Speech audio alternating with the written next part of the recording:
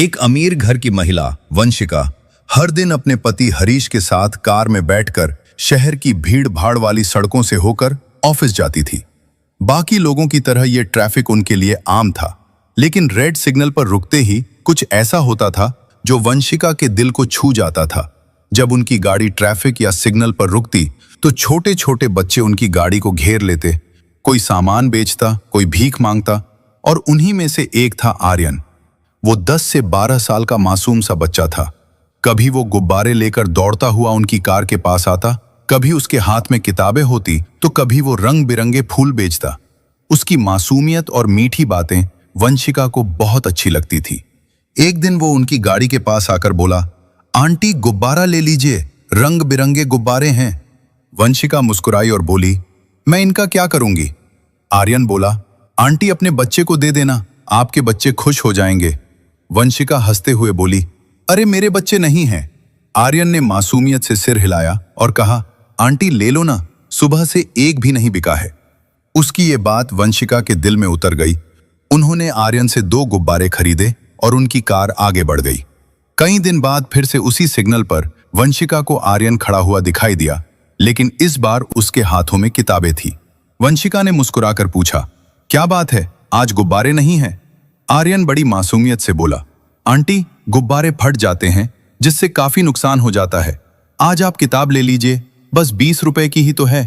जरूरत न होने के बावजूद वंशिका ने किताब खरीद ली। धीरे धीरे उन दोनों के बीच एक अजीब सा लगाव पैदा होने लगा और वंशिका को आर्यन बहुत अच्छा लगने लगा। हर बार वहां से गुजरते समय वंशिका उससे कुछ न कुछ खरीद लेती और चुपचाप उसकी हथेली पर पैसे रख देती, जिससे आर्यन के चेहरे पर मुस्कान तैर जाती। उसकी मासूम मुस्कान वंशिका को किसी मरहम की तरह सुकून देती थी। लेकिन अगले दिन जब वंशिका की कार सिग्नल पर रुकी तो अचानक उसकी नजर सड़क किनारे बिखरी हुई किताबों पर पड़ी। उसे तुरंत आर्यन का ख्याल आया। वंशिका बेचैन होकर शीशे के बाहर देखने लगी। उसका दिल जोर जोर धड़क रहा था। तभी कुछ बच्चे भागते हुए उनकी गाड़ी के पास आए और बोले, मैडम आप आर्यन को ढूंढ रही हैं ना?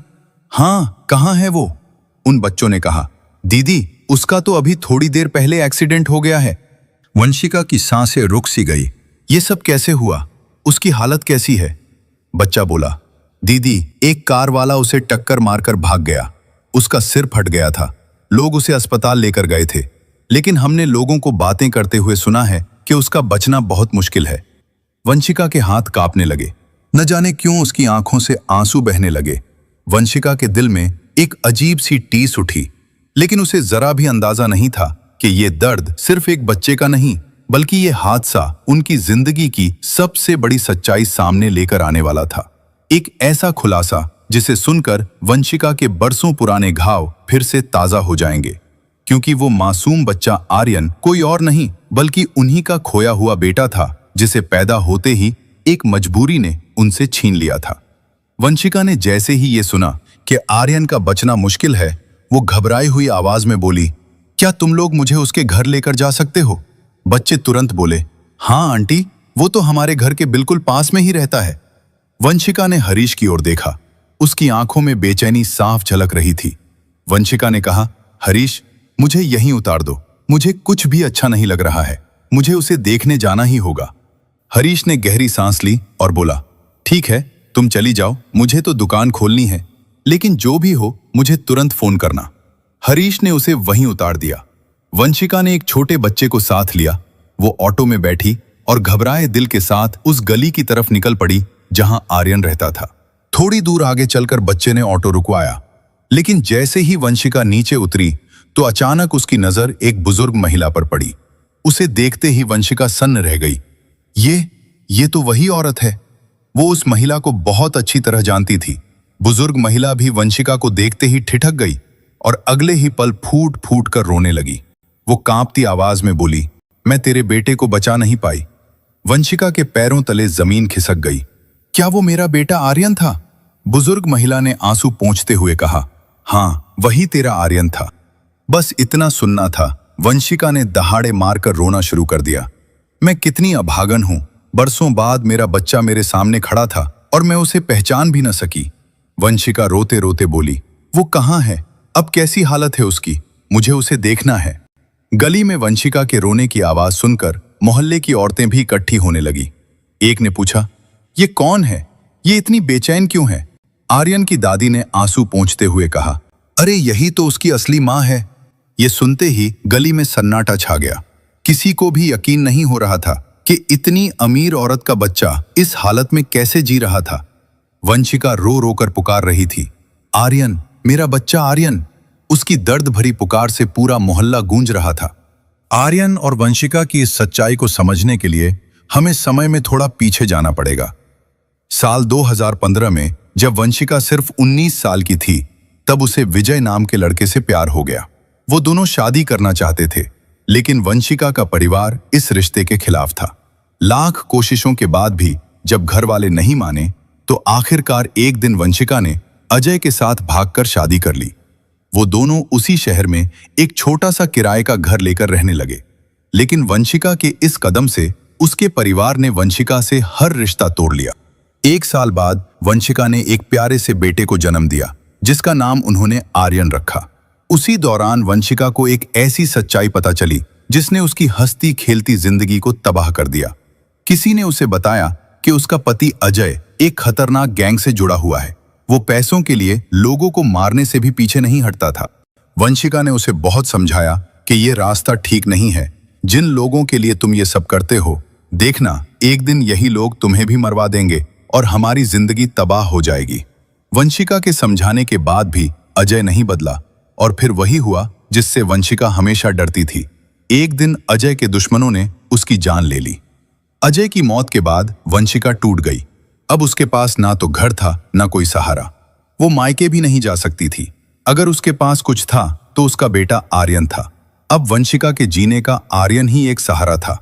लेकिन उसी दौरान वंशिका के माता पिता को भी अजय की मौत की खबर मिल गई थी। वो लोग वंशिका के पास आए और बोले, बेटी, जो हुआ सो हुआ, लेकिन तू अभी जवान है, हम तेरी दूसरी शादी करा देंगे, पर उसके लिए एक शर्त है, तुझे इस बच्चे को भूलना होगा। ये बात सुनकर वंशिका सन्न रह गई। वो हकलाते हुए बोली, मैं अपने बच्चे को कैसे छोड़ दूं? उसके घर वालों ने उसे समझाया कि अगर ये बच्चा तेरे साथ रहेगा तो फिर कौन तुझसे शादी करेगा। इसी दौरान अजय के माता पिता भी वहां पहुंच गए। उन्होंने भी वंशिका को समझाया कि बेटी, तू दूसरी शादी कर ले, आर्यन को तो हम पाल लेंगे, ये हमारा भी तो बच्चा है। बहुत सोचने समझने के बाद नम आंखों से वंशिका ने अपना मासूम आर्यन उसके दादा दादी को सौंप दिया और अपने माता पिता के साथ चली गई। वंशिका के माता पिता ने अपनी बेटी के अतीत को भुलाने के लिए हरीश नाम के लड़के से उसका रिश्ता तय कर दिया। लड़का अच्छा और संस्कारी था, इसलिए कुछ मुलाकातों और बातचीत के बाद परिवार वालों ने हरीश और वंशिका का रिश्ता तय कर दिया। लेकिन इस रिश्ते की नींव एक बहुत बड़ी सच्चाई को छिपा कर रखी गई थी। हरीश से वंशिका का अतीत छिपाया गया। उसे बताया गया था कि वंशिका अविवाहित है। कुछ दिनों बाद उन दोनों की धूमधाम से शादी हो गई। शादी के बाद वंशिका मुंबई आ गई। हरीश मुंबई में ही रहता था। वंशिका की सुंदरता और उसकी शालीनता से वो इतना प्रभावित हुआ था कि शादी के बाद वो हर किसी से यही कहता था, मैंने दुनिया की सबसे अच्छी लड़की से शादी की है। हरीश की हिल रोड मार्केट में मोबाइल की बड़ी दुकान थी, जिसे चलाने के लिए कर्मचारी रखे हुए थे। उसका काम इतना अच्छा चलता था कि घर में कभी पैसों की कमी महसूस नहीं होती थी। धीरे धीरे वंशिका भी दुकान पर उसका हाथ बटाने लगी। वो दोनों साथ में काम करते, एक साथ बैठकर चाय पीते। वंशिका हरीश के साथ हंसी खुशी जिंदगी गुजार रही थी। लेकिन किस्मत का खेल देखिए, जब वंशिका की दुनिया संभल ही रही थी, तभी अचानक उसके छोड़े हुए बच्चे आर्यन की जिंदगी में फिर से तूफान आ गया। उन दिनों आर्यन के दादा का अचानक देहांत हो गया। उनके जाते ही घर के हालात खराब होने लगे। आर्यन की चाची रोज झगड़ा करने लगी और ताने मारने लगी कि इस बच्चे की माँ तो इसे छोड़कर भाग गई है, अब हम ही क्यों पालें? इसे अनाथ आश्रम दे दो, कुछ तो बोझ कम होगा। लेकिन आर्यन की दादी किसी चट्टान की तरह अडिग थी। वो कहती थी, ये तो मेरा अजय है, ये मेरे बेटे की आखिरी निशानी है, मैं इसे कहीं नहीं जाने दूंगी। आर्यन को लेकर रोज रोज झगड़ा होने लगा। एक दिन आर्यन की बड़ी बुआ वहां आई। उन्होंने देखा परिवार में हर तरफ तनाव ही तनाव है। बुआ ने दादी से कहा, माँ जी, अगर घर में इतना झगड़ा हो रहा है तो आप आर्यन को मुझे दे दो। मेरे 2 बेटे हैं, मैं इसे भी अपने साथ मुंबई ले जाऊंगी। दादी ने तुरंत ना में सिर हिलाया और कहा, नहीं, मैं किसी पर भरोसा नहीं कर सकती। जब तक मैं जिंदा हूं ये मेरे साथ ही रहेगा। बुआ ने समझाया कि ठीक है माँ जी, आप भी मेरे साथ चलिए। इस तरह आर्यन अपनी दादी के साथ मुंबई आ गया। समय बीतता गया। आर्यन अब 10 साल का हो चुका था। वो थोड़ा शरारती हो गया था और दुनिया को अपने ढंग से समझने की कोशिश कर रहा था। एक दिन उसने देखा उसकी उम्र के बच्चे रोज पैसे लेकर घर लौटते हैं। आर्यन ने उनसे पूछा, तुम पैसे कहां से लाते हो? बच्चों ने हंसते हुए कहा, हम मुंबई की सड़कों पर रेड सिग्नल से गुजरने वाली गाड़ियों के पास जाते हैं और लोगों से मांग लेते हैं। आर्यन के मन में भी पैसे कमाने की इच्छा हुई। वो बोला, कल मैं भी तुम्हारे साथ चलूंगा। लेकिन उसकी दादी ने उसे सख्ती से मना कर दिया कि बेटा, भीख मांगना बहुत बुरी बात है। आर्यन ने नटखट मुस्कान के साथ कहा, दादी, मैं भीख थोड़े ही मांगूंगा, मैं तो गुब्बारे बेचूंगा। दादी चाहकर भी उसे रोक न सकी और यूं आर्यन ने कुछ गुब्बारे खरीदे और रेड सिग्नल पर बेचने जाने लगा। कभी फूल, कभी गुब्बारे, कभी किताबें, जो भी उसे सही लगता वो उसी को बेच देता। लेकिन उसी दौरान अनजानी राहों से उसकी असली मां वंशिका उसकी जिंदगी में आ चुकी थी। वो दोनों रोज एक दूसरे के सामने होते थे। वंशिका के दिल में उसे देखते ही ममता उमड़ पड़ती थी, लेकिन वो इसे इत्तेफाक समझती रही। वो दोनों पास होकर भी एक दूसरे से अनजान थे। वंशिका मन ही मन अपने बेटे को हर रोज याद करती थी, लेकिन उसके माता पिता ने उसे सख्ती से मना कर रखा था कि कभी गलती से भी आर्यन का नाम मत लेना, क्योंकि अगर किसी को पता चल गया तो तेरी जिंदगी खराब हो जाएगी। इसलिए वो चुप रहती थी, अपने आंसुओं को छुपाती थी और अगर वो कभी मायके जाती तो बस उसे इतना ही पता चलता था कि आर्यन अपनी बुआ के साथ मुंबई चला गया है। कितना अजीब इत्तेफाक था। माँ और बेटा एक ही शहर में थे, एक ही सड़क पर खड़े थे और एक दूसरे के साथ बातें भी करते थे, लेकिन यादें बहुत धुंधली हो चुकी थी। वंशिका ने कई बार उससे नाम पूछा था, उसके घर वालों के बारे में भी पूछा था और आर्यन ने उसे बताया था कि मैं अपनी दादी के साथ रहता हूं, मगर वो ये नहीं जानती थी कि ये दादी वही हैं जिन्होंने उसके बेटे को पाल पोस कर बड़ा किया था। लेकिन आज वंशिका जब आर्यन को तलाश करते हुए उसके घर पहुंची और दादी को सामने खड़े देखा तो उसकी आंखें खुली की खुली रह गई और बरसों पुरानी यादें फिर से ताजा हो गईं। उसके दिल में ममता की टीस उठी। क्या सच में वो मेरा बेटा आर्यन था? दादी ने कांपती आवाज में कहा, हाँ बेटी, यही तेरा आर्यन है, लेकिन आज उसका एक्सीडेंट हो गया है। वंशिका चीख पड़ी, कहाँ है वो? मुझे अभी उसे देखने जाना है। दादी ने बताया कि उसे अस्पताल लेकर गए हैं। उसकी बुआ भी उसकी हालत के बारे में कुछ नहीं जानती। उन्हें बस इतना ही पता चला था कि उसे बहुत गंभीर चोटें आई हैं। पास खड़ी औरतों में से एक ने उसका हाथ पकड़ा और बोली, चल बहन, हम तुझे अस्पताल लेकर चलते हैं। वंशिका तुरंत उनके साथ चल पड़ी। जैसे ही वंशिका अस्पताल पहुंची तो आर्यन की बुआ उसे देखते ही फूट फूट कर रोने लगी। उन्होंने बताया, डॉक्टर कह रहे हैं कि आर्यन के बचने की उम्मीद बहुत कम है। वंशिका कांपती हुई आवाज में बोली, ऐसा मत कहिए, दुआ कीजिए कि वो मुझे छोड़कर ना जाए। इसी तरह 6 घंटे बीत गए। वंशिका को हर मिनट किसी पहाड़ की तरह भारी लग रहा था। आईसीयू का दरवाजा बंद था। अंदर आर्यन जिंदगी के लिए जंग लड़ रहा था। इसी बीच वंशिका का फोन लगातार बज रहा था। उसका पति हरीश काफी देर से फोन कर रहा था। आखिरकार वंशिका ने फोन उठाया और कांपती आवाज में कहा, हरीश, उस बच्चे के बचने की कोई उम्मीद नहीं है। मुझे माफ करना, मैं आज नहीं आ पाऊंगी। हरीश हैरान था। उसने पूछा, क्या तुम अस्पताल पहुंच गई हो? और ये कैसी बात कर रही हो तुम? उसके माँ बाप है ना वहां पर, वो लोग सब संभाल लेंगे।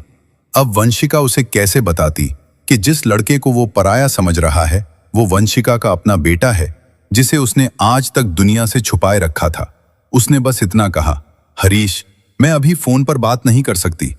इसके बाद वंशिका ने फोन बंद कर दिया। कुछ देर बाद एक डॉक्टर बाहर आया। उसके चेहरे से थकान और चिंता झलक रही थी। वंशिका ने डॉक्टर से पूछा, डॉक्टर साहब, मेरा बेटा कैसा है अब? डॉक्टर ने कहा, अगर मरीज को 72 घंटे में होश आ गया तो वो धीरे धीरे ठीक हो सकता है, वरना कुछ कहना मुश्किल है। वो 3 दिन वंशिका के लिए 3 साल के बराबर थे। और फिर तीसरे दिन शाम को डॉक्टर ने मुस्कुराते हुए कहा, लड़के को होश आ गया है, अब आप लोग मिल सकते हैं। ये खबर सुनते ही वो सब एक दूसरे को गले लगाकर रो पड़े। वंशिका दौड़ती हुई अंदर गई। आर्यन की आंखें आधी खुली थीं। वो धीमी आवाज में बोला, आंटी, आप आ गईं? वंशिका ने उसे प्यार भरी नजरों से देखा। वो उसके सिर पर हाथ फेरते हुए बोली, बेटा, मैं आंटी नहीं हूं, मैं तुम्हारी मां हूं। उसने आर्यन को सीने से लगा लिया और बरसों का दर्द, इंतजार और प्यार सब आंसुओं में बह गया। डॉक्टर ने वंशिका को समझाया कि बच्चे के साथ ज्यादा बात न करे, इसे अभी आराम करने दो। पिछले 3 दिनों से वंशिका ने हरीश को फोन नहीं किया था, उसका मोबाइल भी बंद था। उधर हरीश वंशिका की चिंता में परेशान था। आखिर वो भी आर्यन के घर पहुंच गया और वहां हरीश को वंशिका की असल सच्चाई का पता चल गया। वो तुरंत अस्पताल पहुंचा।